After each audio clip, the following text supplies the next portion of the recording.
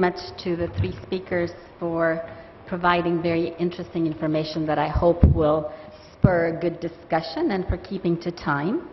I think they were very successful at both providing us a framework for looking at issues, but also on the ground experience with programs. So we have a complex topic. We have services that are provided by multiple agencies, multiple levels of government. That's for the public sector. And we also heard the significant, in particular, parental involvement, whether it's financial or in kind in terms of their time, and also the engagement of the private sector. So putting all this information together to come up at how much countries actually spend on children's services is not an easy proposition, and where countries do it, it needs to be done manual. There are no systems that are geared towards systematically providing this information and putting it into the public domain for discussion. We also heard that there's a difference between budgeting and spending, and that costs are likely to vary by geography, by quality, by the composition of the population. We didn't quite get into that, but I know you're familiar with the cost of reaching hard-to-reach or disabled populations are likely to be very different from the cost of reaching the average child, if you will. And the very important question about bang for the buck. What do you get for the money that you spend? In the social sectors, the relationship between funding and outcomes is not a very robust one usually. A lot of things that intervene in the process. But very interesting to hear the specific work that is being done on the ground to really say what is enough. Is 2 years enough, or do we need 3 years of preschool education? What qualifications do teachers need to have? These are the kinds of questions that need to be asked in the specific context to be able to respond to really the requests of policymakers to make informed decisions. With those words, I want to open it up for your comments, questions. I do have a great deal of respect for hierarchy, so I will take some questions from forum members, but I do also have a penchant for hearing from others as well and getting a diversity of views, so I'd like to hear from others also. Yes, please. And please do introduce yourself briefly.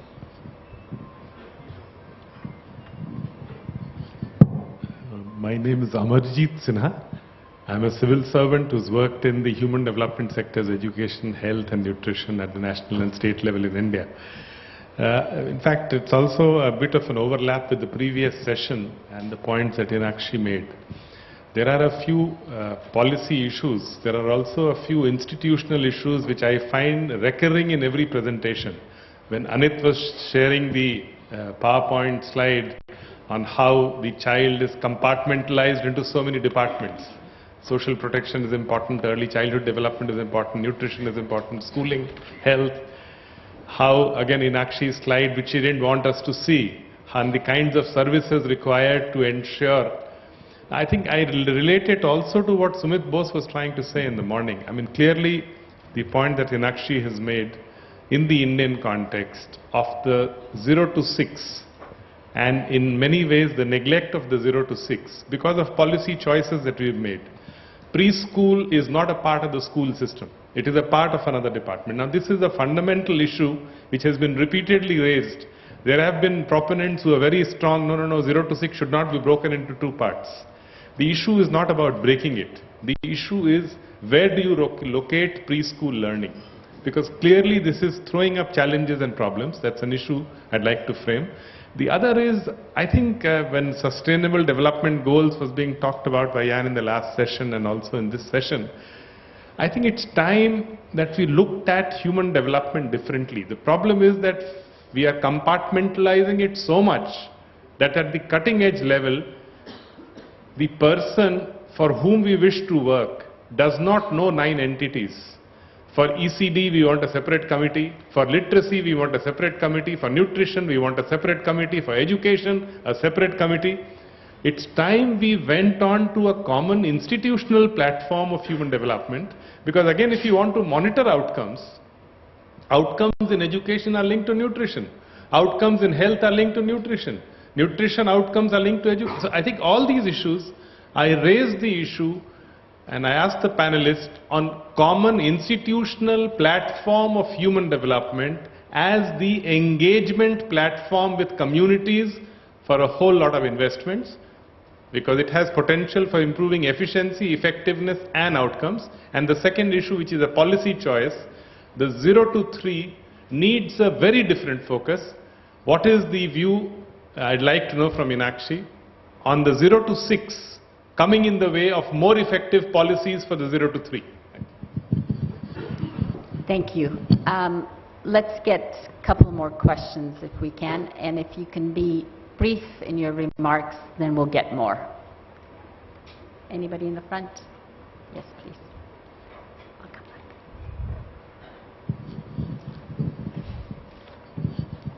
Hello, I'm Ashrafi Ahmed from Director General of Health, Bangladesh.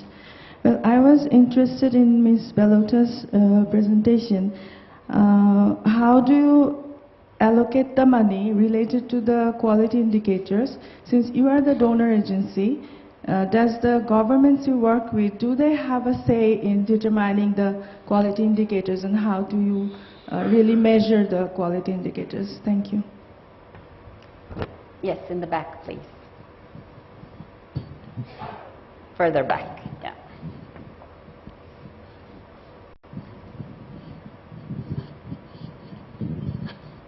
Good morning. I'm Shumon from IFPRI, New Delhi. We've recently been working on some costing papers for the ICDS and NRHM, and while doing this sort of analysis, I came across the biggest problem was that the costs that were on the websites of these government departments weren't standardized. They hardly were even reported, they were only reported state-wise, and the different kind of expenditures made on ICDS General versus SNP were not very clear. Again, they weren't even clear on what expenditure they made on each of these age groups that they target. So would there be a need for even the NRHM and the ICDS to be reporting expenditures in a standard format so that this analysis of how much you spend on each beneficiary can come out in a much clearer manner? Okay, why don't we take those 3 questions. We'll start with Enakshi and just go down the line. I think the first question, I would appreciate hearing from all 3 panelists in terms of this proposal. Is it time to have a common institutional platform for thinking about human development broadly? And then there's a question about the standardized costs for ICDS, and a question to you, Mariavittoria, specifically on the UNICEF program. This is a question that's always boggled me, Amarjeet. But I think the constitutional framers, when they have introduced Article 15 and said they have to have special provisions for women and children, was because they recognized that if we had a common flat platform, there would be groups of people who would be left out.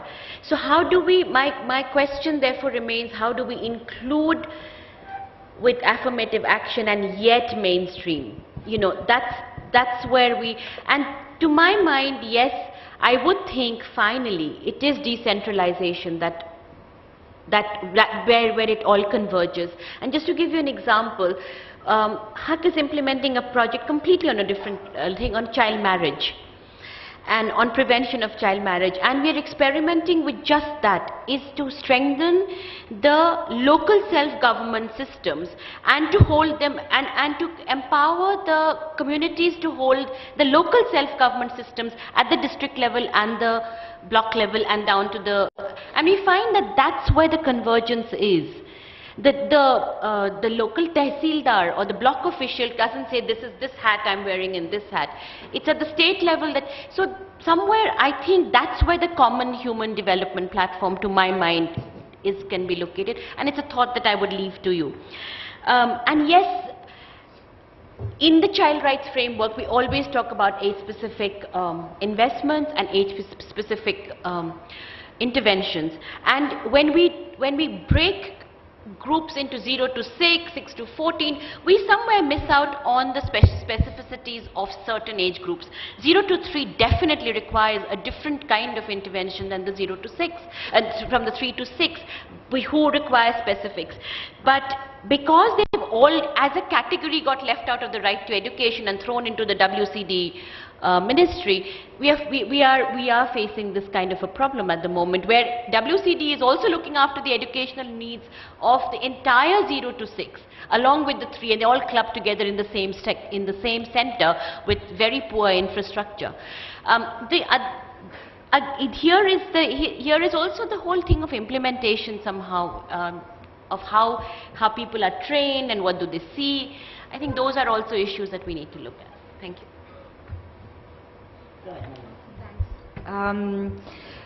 I can speak for the reality of the region where I work, where it would be great actually to have a common platform for human development, but at the national level the institutional structure makes it still difficult to, it's like if you're moving at different speed.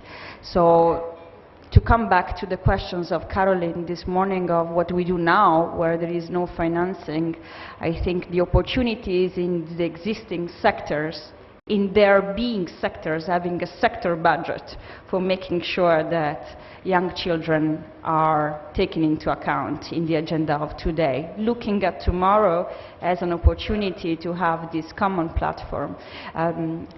Still, some experiences have been going on in countries. There were many attempts actually, for example, for early childhood development to have a national platform for early childhood development, grouping different ministries and social society members. It becomes then an issue of accountability and decision making in most of our countries when we try to build these bodies that put together different sectors. So there are some limits in a common approach, and of course a lot of benefits. The reality of today in some of the countries that we still need to look at priorities in different sectors agenda and sneak in the young children rights. Thanks.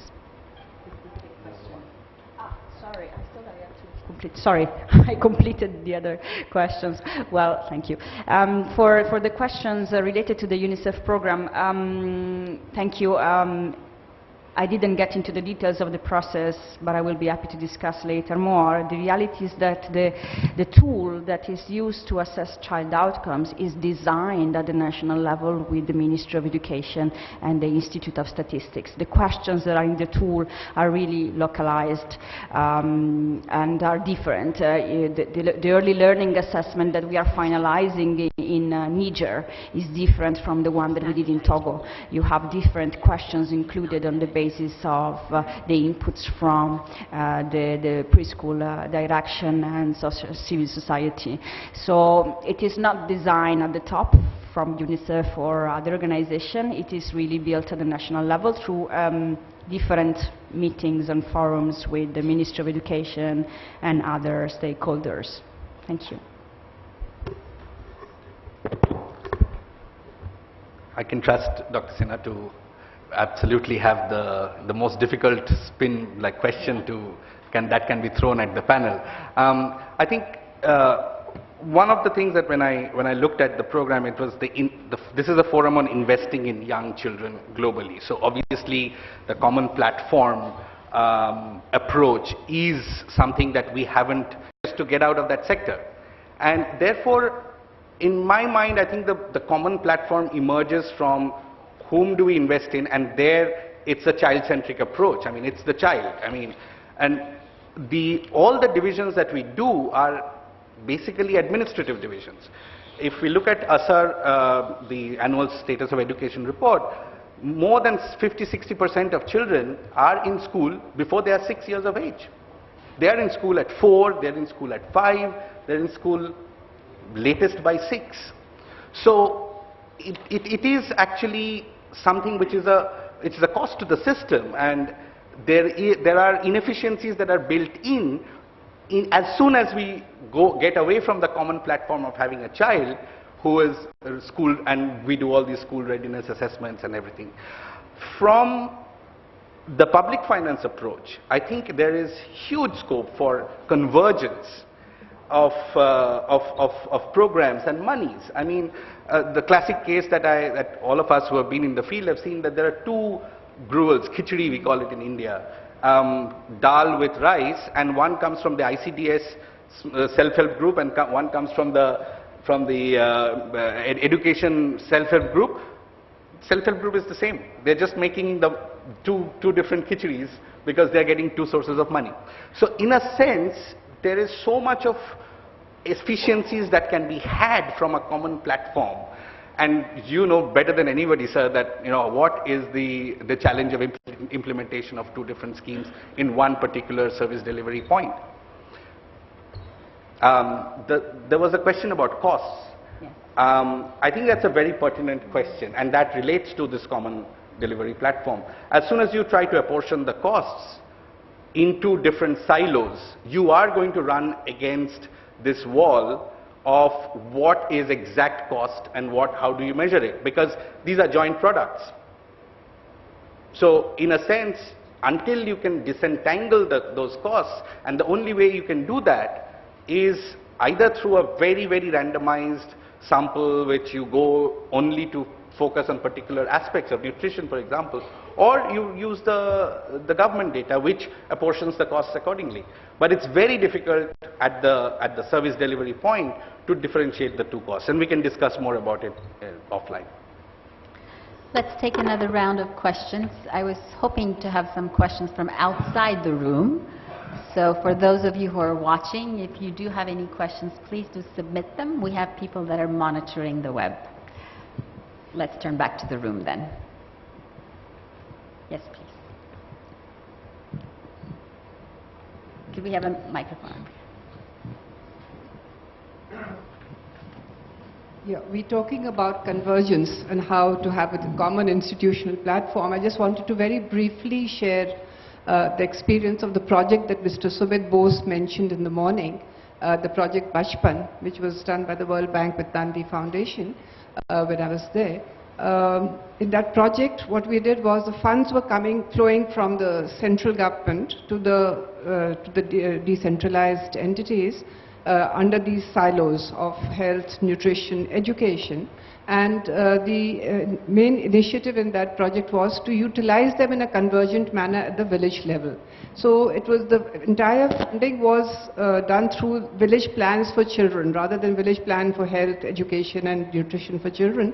They were village plans for children which were developed by resource groups that were composed of village, the community, of the service providers, as well as other functionaries at the panchayat and so on at the village level.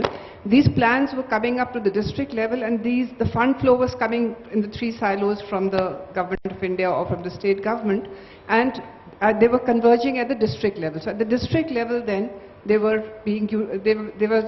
utilized in response to the plans that were coming from the decentralized entities. And it was a project that was evaluated very rigorously and found to have very good results. Of course, as he said it was a resource intensive. And just one other point I want to make about the fact that you mentioned about the community preferences or social preferences, how the funding should respond to that. I just want to raise an issue that there's often the society preferences go in one direction and the policies go in another direction, and the two don't meet. So I think somewhere that is very important also, because if we are thinking in terms of generating funds from the public, from the community, as well as doing it in a partnership modes, somewhere there has to be this sync between what the community wants and what the government is willing to spend on.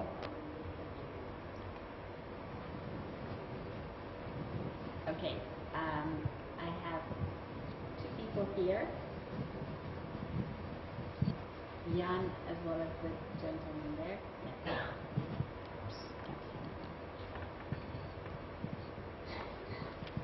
Hi, my name is Sushant, and we run a company called Parvarish, which trains parents and teachers on bringing up children. So my question actually was a comment. We've seen this very often, that all those schools, the state-funded schools, are more of feeding centers, which we saw it today itself. Now, you may accuse me of oversimplifying it, but it's very simple. Like, the one you focus on is the result. Like, what you focused on and put money into was how can we bring in children, and the route we thought was to feed them. Now if we took feeding as a route to get children to school, that's exactly what we got. Versus looking at capacity building of the teachers or these structures so that children come there to learn. Now, I think it's high time we stop focusing on feeding them to bring into the school system versus giving them the value they need to bring into the school system. So that whole money has been spent doing X, expecting Y to happen. So it's like a question, do we now move to the real Y to get the Y out? Could you please pass the microphone on to Jan? Thank you. Thank you so much. I'd like to talk about compartmentalization because a number of people did. And we don't like that because children need to develop holistically, right? However, ICDS and a number of other programs around the world seem to illustrate that if you do not compartmentalize, if you integrate various services in one program, it's difficult to track spending, it becomes intransparent, and it may even be the cause of the significant underspending. You just don't get the money spent. If that is true, why can't we argue as follows? What really counts is that services come together in the child, right? Now suppose the Ministry of Health in India would say, we're going to run a program for nutrition and we're going to roll it out no matter what. If we come to a village where we see that there's an Anganwadi and it's functioning well, we'll use the Anganwadi as the outlet, right? It's all under one roof. This is probably the best. When we go to the next village and there's no Anganwadi, we find another place. It could be a community center, it could be the home of one of the village elders, whomever we can trust. You may even avoid the Anganwadi where they are, because in those villages where there's an Anganwadi, you may not reach all the children. Enrollment in the Anganwadi could be a criterion for exclusion from the nutrition. Right? At the end of the day, you will have attained that those children will have access to the nutrition. And you can have the same argumentation for other services. So I would almost, and this sounds very strange, promote compartmentalization, because it might be the best way to make sure that children have access to multiple services which will support their holistic development. Make sure it comes together in the child and don't join it at the national or mid-levels or district levels, because the only thing that counts is that it comes together in the child. Chris.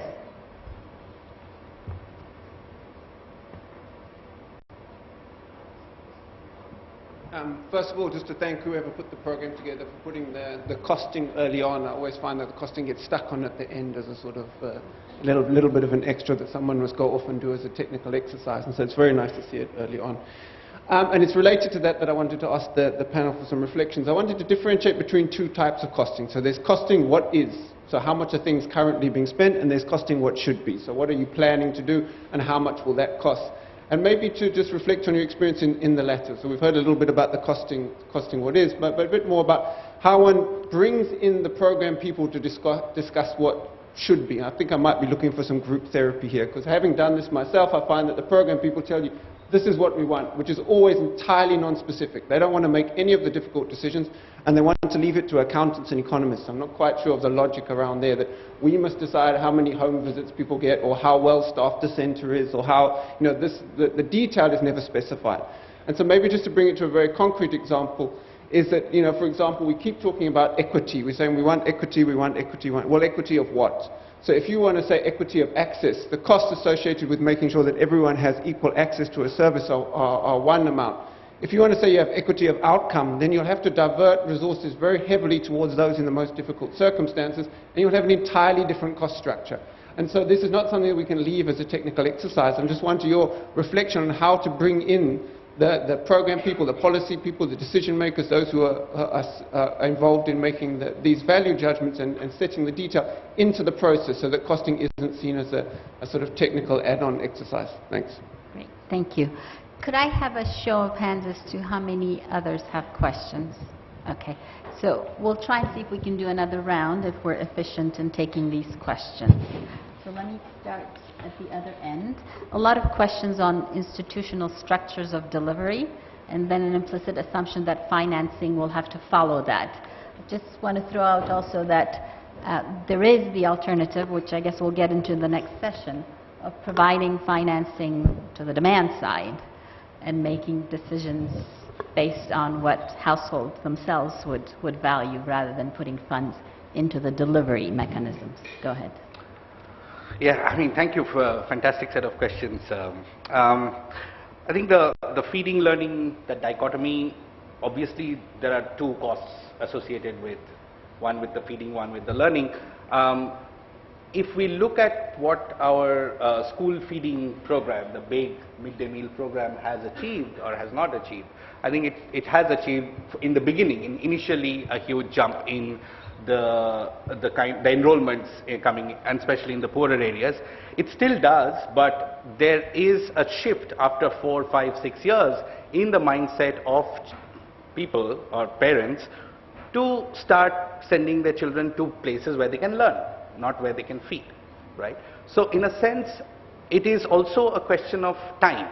And within that time, there are places which have done exceedingly well when the children came into because of midday meals, to also increase their investments in teachers and infrastructure and get a sustainable long-term return on that investment. So just by saying that let's not focus on this one and let's focus on that one and just push the costs or the resources around, I think that's missing the wood for the trees a little bit. We can discuss that later. And quickly, Chris, I think in HIV we've discussed this ad nauseum on costing what is and costing what should be. Costing what should be is always more difficult, so we do not cost what should be, and we would kind of try to look at what is and hope that those would translate into cost. One of the key, I'll just take 1 minute of time. One of the key differences between the old ICDS and the new one, according to me and a public finance person, is that there is task shifting. More community engagement in delivering or monitoring malnutrition. Now, we have discussed that even in HIV, when the care centers were kind of, the care people with HIV were being cared for in the households, and how can we cost that? I think the task shifting that is taking place within the program is a very, very understated and unreported implicit cost that is put on the system, and these are the costs that would increase the inefficiencies in the system. I'll leave it at that, maybe we can come back. Mariavittoria, on costing in particular. Yes, thanks. I think that what we are trying to do is really, with this program that I presented, is really to help counterparts in costing what it should be, knowing what it should be, trying to create the evidence on this. So the early learning assessment, for example, is giving us evidence on what impacts on child outcomes when they get to primary. Is this a matter of the language they deal with when they are in their different forms of preschool? Is it a matter of the teachers' training? Is it the infrastructures? Is the nutrition status of these children? Is the family environment? Is the curricula? So we're trying to go through these details to know what really would make the best out of these programs, and then try to cost.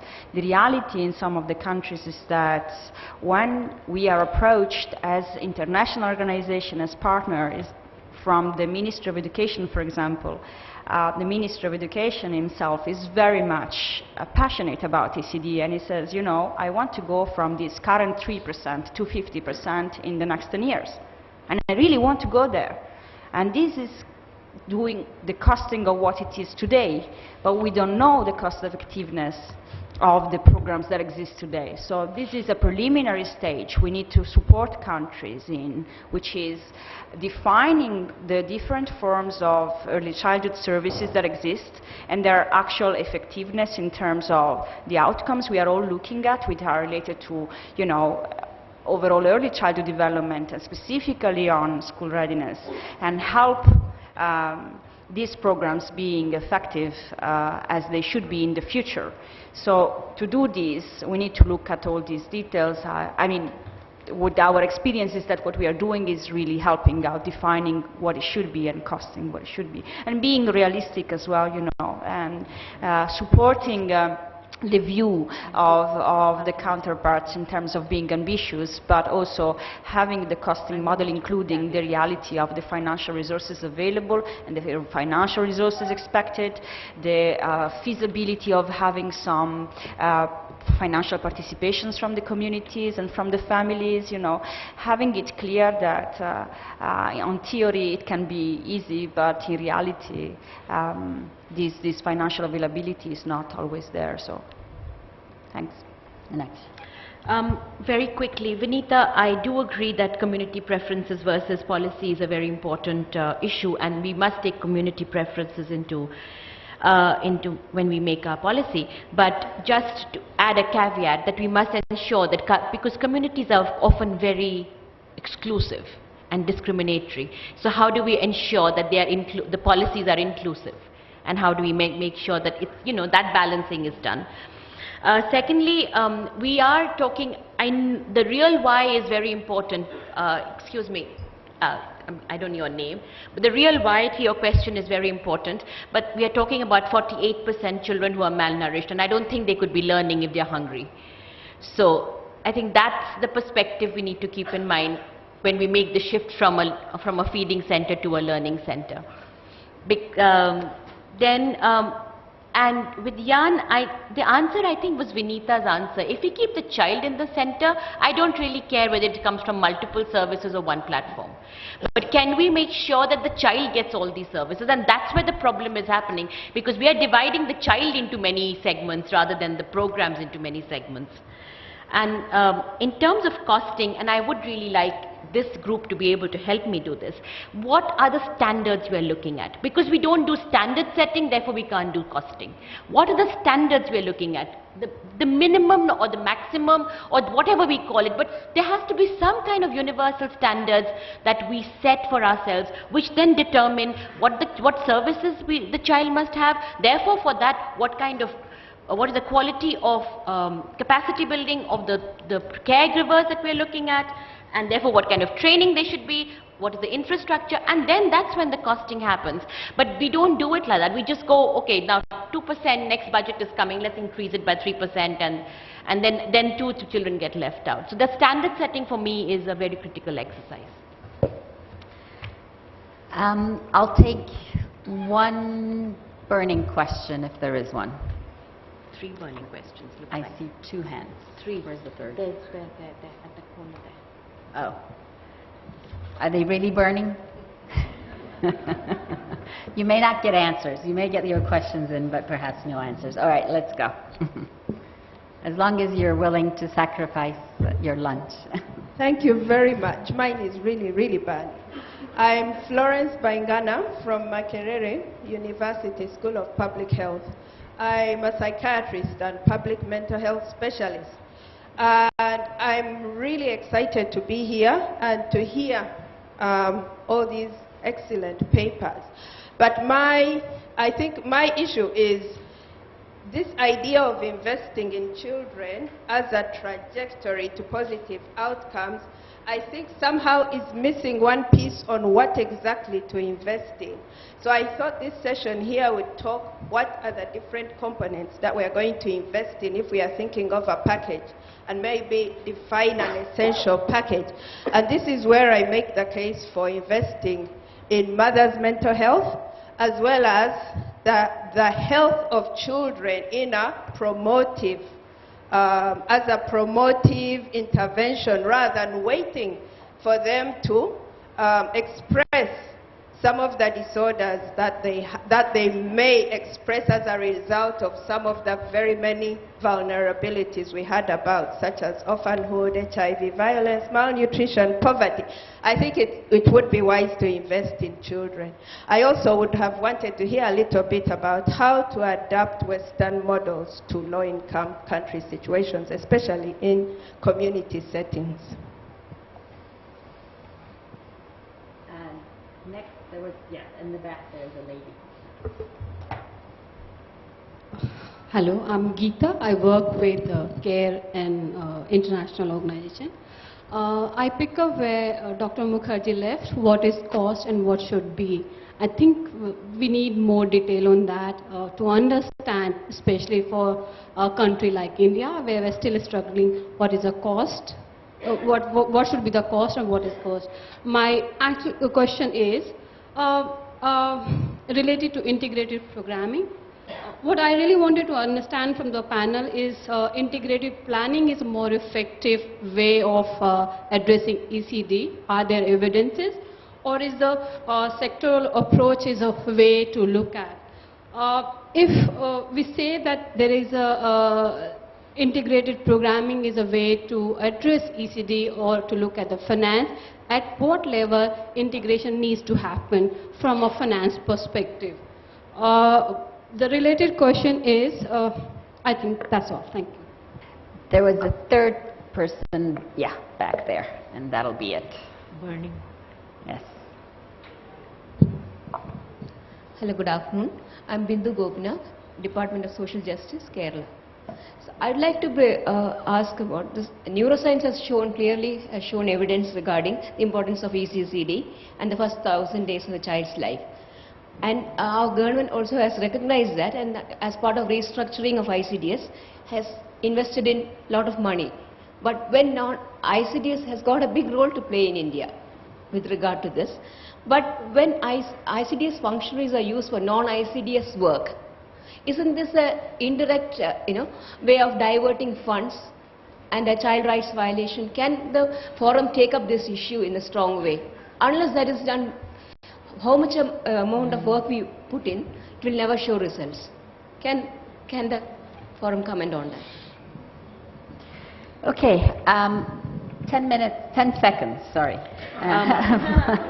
By way of response, and pick the questions that you'd like to answer. I don't think I'm equipped to deal with whether ECD should be done integrated or, okay? I think we've already talked about that enough. Yeah,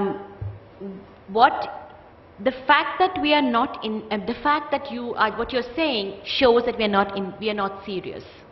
If we were serious, we would not divert. That's where I meant that standard setting becomes so imperative. And also finding out who is getting left out. But even since I have the mic, and I'm going to hold on to it, and just to ask this, I hope that all of us will also debate the role to be played by civil society and private sector and not lead to abdication of state responsibility, because we don't want our children to be fed biscuits again. Victoria. Okay, very good. Just to say that this is a forum with a large number of events that are to take place over a period of 3 years, so we're not going to get answers to each and every question in this particular forum today. And the question of investing in what already was touched upon in the first one. But it is a critical question. If we want to cost what ECD services cost, we obviously need to know what services we're talking about. Go ahead. I have nothing more to add than saying that let's do more research. Thank you. All right. With that, thank you very much, and have a good lunch. Thank you. Thank you, Tamar. Tamar, thank you very much. Oh, I hope you got to watch it. He was planning. The worst thing about the jet lag is when your hunger starts. Yeah. At the wrong time. Afternoon session, okay, morning. Exactly. We should be learning and not feeding. So.